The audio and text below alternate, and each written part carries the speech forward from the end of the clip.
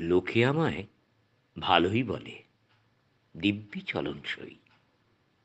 দোষের মধ্যে একটু নাকি মিথ্যে কথা কই।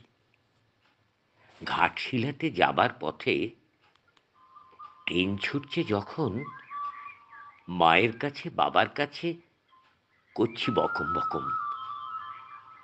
হঠাৎ দেখি মাঠের মধ্যে জ্বলন্ত সব গাছে এক এক রকম ভঙ্গি ফুটে, এক এক রকম নাচে। ও মা, দেখো, নৃত্যনাট্য! যেই বলেছি আমি, মা বকে দেয়, বড্ড তোমার বেড়েছে ফাজলামি। চিড়িয়াখানার নাম জানো তো? আমার সেজো মেশর আদর করে দেখিয়ে দিলেন পশুরাজের কেশর।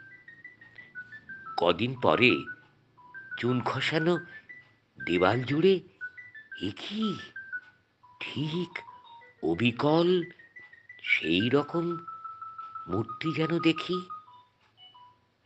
ক্লাসের মধ্যে যেই বলেছি সুরঞ্জনার কাছে, জানিস, আমার ঘরের মধ্যে সিংহ বাঁধা আছে, শুনতে পেয়ে দিদিমণি অমনি বলেন, শোনো, এসব কথা আবার যেন শুনি না কখনো। বলি না তাই, সেসব কথা সামলে থাকি খুব। কিন্তু সেদিন হয়েছে কি, এমনি বেয়াকুব, আকাশ পারে আবারও চোখ গিয়েছে আটকে। শরৎ মেঘে দেখতে পেলাম রবীন্দ্রনাথকে।